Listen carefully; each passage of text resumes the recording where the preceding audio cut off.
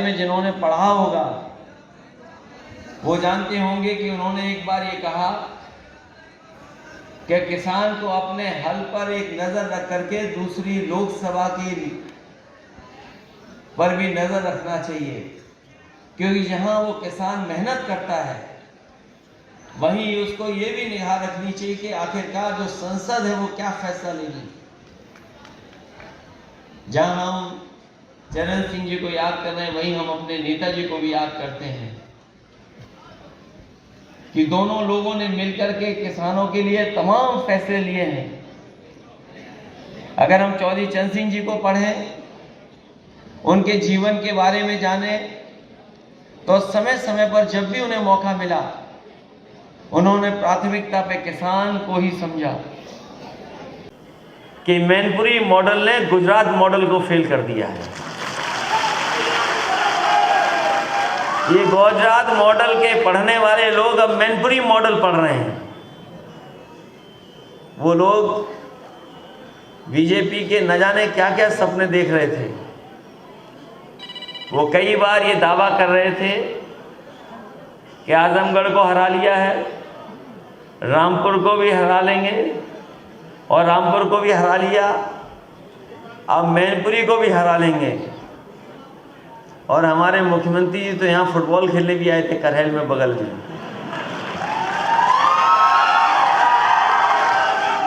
अच्छा हुआ वो जसवंत नगर में नहीं आए,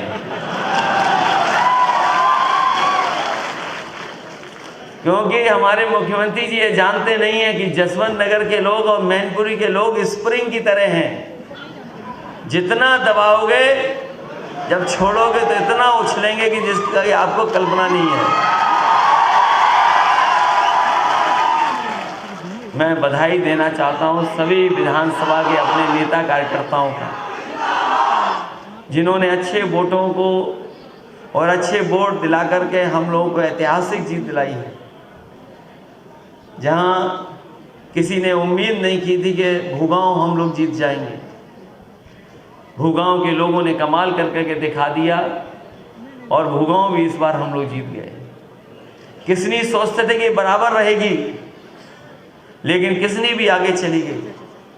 मैनपुरी विधानसभा को सोचते थे कि मैनपुरी विधानसभा हम लोगों को नहीं जिता पाएगी, लेकिन हम लोग मैनपुरी विधानसभा भी जीत गए। लेकिन हमें पता था कि जसवंत नगर वो जसवंत नगर है जो अपना ही रिकॉर्ड तोड़ देता है। ये जीत कोई छोटी जीत नहीं है। और राजनीति के गलियारों में जो लोग राजनीति को समझते हैं वो जानते हैं कि मैनपुरी की जीत ने समाजवादियों को नई ऊर्जा देने का काम किया है। हमारे एक एक कार्यकर्ता उत्तर प्रदेश का आज ये भरोसा कर गया है कि जितना हम लोग ज़मीन पे लड़ाई लड़ेंगे उतनी ज़्यादा हम लोग सीट जीत करके आएंगे। जहां हमारे सामने 2024 है, वहीं हमारा 2027 भी है। और हमें उम्मीद है कि अब तो चाचा भी साथ आ गए हैं, मैनपुरी मॉडल भी तैयार हो गया है। न केवल हम लोग 24 जीतेंगे बल्कि 27 में भी इतिहास बनाने का काम करने जा रहे हैं। वहीं हमारा 2027 भी है और हमें उम्मीद है कि अब तो चाचा भी साथ आ गए हैं, मैनपुरी मॉडल भी तैयार हो गया है। न केवल हम लोग 24 जीतेंगे बल्कि 27 में भी इतिहास बनाने का काम करने जा रहे हैं। मैं एक एक कार्यकर्ता का धन्यवाद देता हूं, बधाई देता हूं, क्योंकि ये जीत कोई छोटी जीत नहीं है। ये समाजवादियों की बहुत बड़ी जीत हुई है।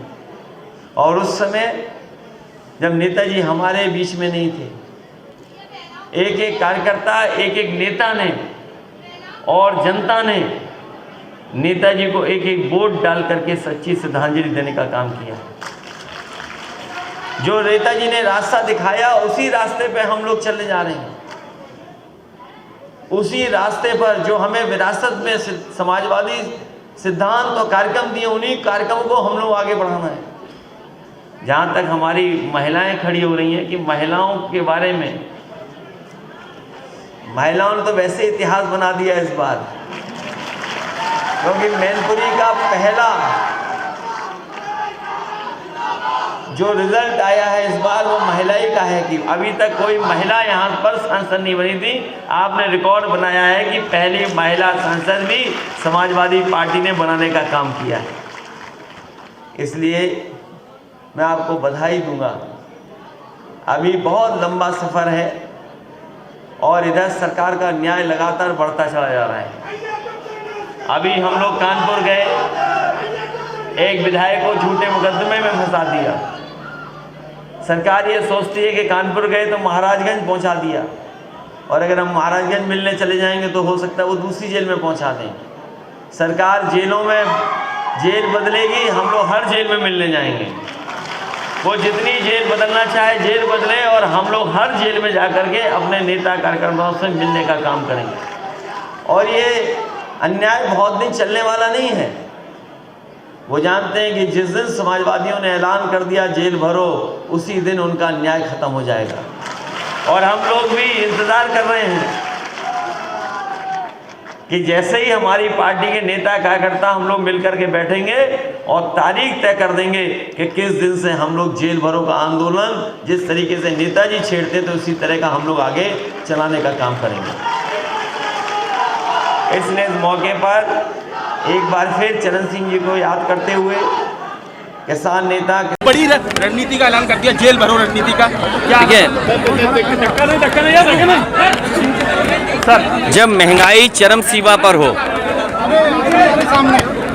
महंगाई चरम सीमा पर है, बेरोजगारी चरम सीमा पर है, और इस सरकार में अगर आप न्याय मांगने जाते हैं तो आपको न्याय नहीं मिल रहा है। और लगातार देख रहे हैं आदरणीय आजम खान साहब से लेकर के और अभी कानपुर का विधायक हमारा समाजवादी पार्टी का इरफान सोलंकी, और इससे पहले भी पूर्व सांसद या विधायक या पूर्व विधायक पर लगातार फर्जी मुकदमे लग रहे हैं। विपक्ष के पास क्या रास्ता है? अगर न्याय मांगने जिनके पास जाते हैं वो न्याय देने के लिए तैयार नहीं है, और अधिकारी हाथ खड़े कर लेते हैं, कहते हैं कि ऊपर से निर्देश ये है कि आपको हम फंसाएं। तो जब सरकार खुद फंसाना चाहती है तो विपक्ष के पास रास्ता क्या है? महंगाई चरम सीमा पर है, भ्रष्टाचार चरम सीमा पर है, बेरोजगारी चरम सीमा पर है, निवेश के नाम पर झूठे सपने दिखा रहे हैं। इनसे पूछिए भारतीय जनता पार्टी के लोगों से, जिस समय इन्होंने निवेश के लिए पहला कार्यक्रम किया था उसमें जो MOU हुए थे उसमें ज़मीन पर कितना आया है। उसके बाद डिफेंस एक्सपो हुआ था, डिफेंस एक्सपो के माध्यम से निवेश कितना आया है। और अब जब सरकार ने अपने मंत्रियों को जगह जगह भेजा है तो सरकार को कम से कम ये सार्वजनिक करना चाहिए कि किन किन उद्योगपतियों ने, कितने इन्वेस्टर्स ने MOU साइन किए और ज़मीन पर लेकर के उनको उतारने जा रहे हैं। आपकी इंडस्ट्रियल पॉलिसी क्या है जिस पॉलिसी के तहत आप इन्वेस्टर्स को लेकर के आएंगे? सरकार केवल झूठे सपने दिखा रही है, सरकार के लोग बैठ कर के झूठ बोल रहे हैं। इसलिए समाजवादी पार्टी लगातार इनको सावधान भी करेगी और जनता को बताएगी भी, और जहां ज़रूरत पड़ेगी आंदोलन की तो आंदोलन भी होगा, और ज़रूरत पड़ेगी तो जेल भरो आंदोलन भी बहुत जल्दी शुरू होगा। निकाय चुनाव की तारीखें बढ़ रही हैं। ग्लोबल इन्वेस्टर समिट में लाखों करोड़ का निवेश आया, लाखों करोड़ का बीजेपी दावा कर रही है। इसीलिए मैंने आपसे कहा, जो पहली इन्वेस्टमेंट मीट हुई थी, डिफेंस एक्सपो हुआ था, आखिरकार अगर 5 लाख के उस लगभग 5 लाख करोड़ का MOU हुआ था पिछली बार, 5 लाख करोड़ का MOU हुआ था, तो आखिरकार उस 5 लाख करोड़ के MOU का क्या हुआ? और अभी एक MOU हुआ, उसने भारतीय जनता पार्टी के झूठ को साफ कर दिया कि जिस यूनिवर्सिटी से MOU किया वो यूनिवर्सिटी नहीं है, स्टूडेंट नहीं है। उस यूनिवर्सिटी से बताओ हज़ारों करोड़ का MOU करके आप आए। पहले भी हमने देखा कि जिन कंपनियों से MOU कराया गया उन कंपनियों की कोई हैसियत नहीं थी। तो ये भारतीय जनता पार्टी केवल इवेंट कर रही है, जनता को धोखा देने का काम कर रही है, जिससे जनता गुमराह रहे। जो बुनियादी सवाल हैं, महंगाई का क्या कर रहे हैं आप, बेरोजगारी आपने क्या ख़त्म की? आपके मेडिकल कॉलेजेस बर्बाद हो गए हैं, आपके जिला अस्पताल बर्बाद हैं, एम्बुलेंस समय पर नहीं आ रही है, पुलिस का न्याय चरम सीमा पर है, कस्टोडियल डेथ सबसे ज़्यादा है, महिलाओं पे सबसे ज़्यादा उत्पीड़न और अनाचार हो रहा है। आखिरकार जिम्मेदार कौन है? ये कोरोना को लेकर के अपनी सुविधा से भारतीय जनता पार्टी काम न करे। भारतीय जनता पार्टी को जनता को सही आंकड़े और सही जानकारी देनी चाहिए। अगर बीमारी गंभीर है तो बीमारी गंभीर की सूचना भी और जानकारी भी ठीक सरकार को देना चाहिए। चाचा को जिम्मेदारी कब तक मिलेगी? बहुत जल्दी जिम्मेदारी। मिलेगी? अरे ये देखो कितनी बड़ी जिम्मेदारी, अभी नहीं देखा तुमने? कार्यक्रम हुआ, नहीं तो पार्टी जीत सबसे बड़ी। अभी इस पार्टी का जब संगठन बनेगा तो उनको जिम्मेदारी मिलेगी। जरूरत पड़ेगी सिंबल देंगे और जहाँ फ्री छोड़ने की जरूरत पड़ेगी वहाँ फ्री भी छोड़ेंगे। राहुल गांधी का भारत छोड़ो यात्रा, देखिए 24 के लिए भारतीय जनता पार्टी को हमने काम दे दिया है कि वो मैनपुरी मॉडल को पढ़ें। मैनपुरी मॉडल में मैनपुरी के लोगों ने गुजरात मॉडल फेल किया।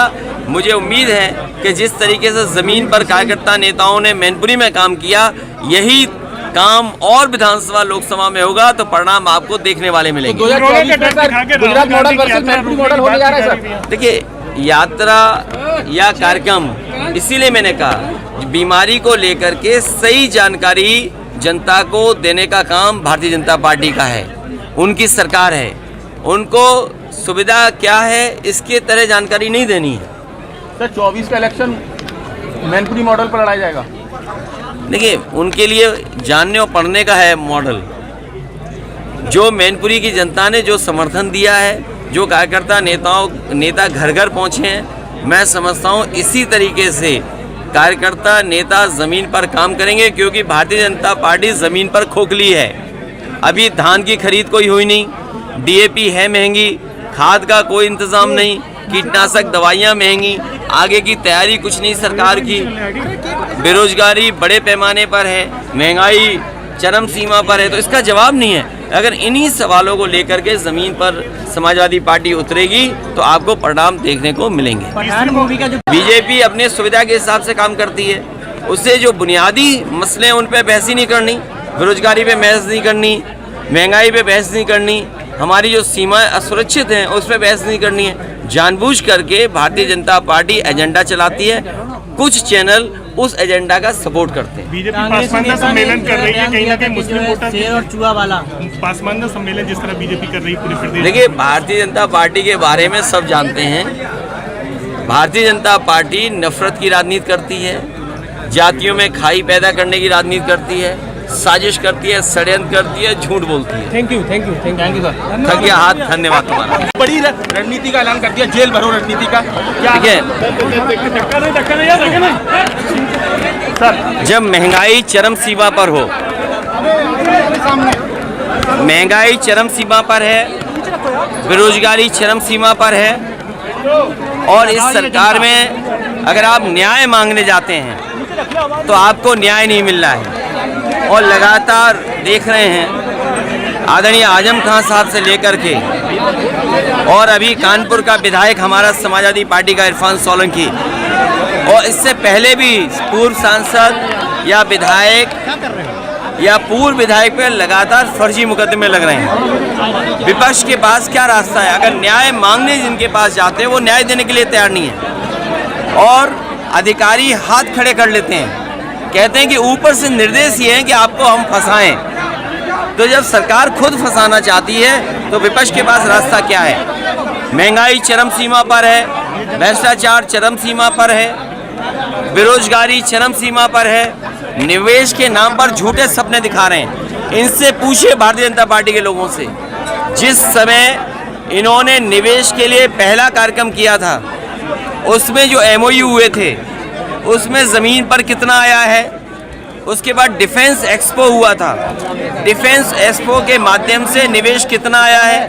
और अब जब सरकार ने अपने मंत्रियों को जगह जगह भेजा है तो सरकार को कम से कम ये सार्वजनिक करना चाहिए कि किन किन उद्योगपतियों ने कितने इन्वेस्टर्स ने MOU साइन किए और ज़मीन पर लेकर के उनको उतारने जा रहे हैं। आपकी इंडस्ट्रियल पॉलिसी क्या है, जिस पॉलिसी के तहत आप इन्वेस्टर्स को लेकर के आएंगे? सरकार केवल झूठे सपने दिखा रही है, सरकार के लोग बैठ कर के झूठ बोल रहे हैं। इसलिए समाजवादी पार्टी लगातार इनको सावधान भी करेगी और जनता को बताएगी भी, और जहां ज़रूरत पड़ेगी आंदोलन की तो आंदोलन भी होगा, और ज़रूरत पड़ेगी तो जेल भरो आंदोलन भी बहुत जल्दी शुरू होगा। इन खबर चैनल को सब्सक्राइब करें।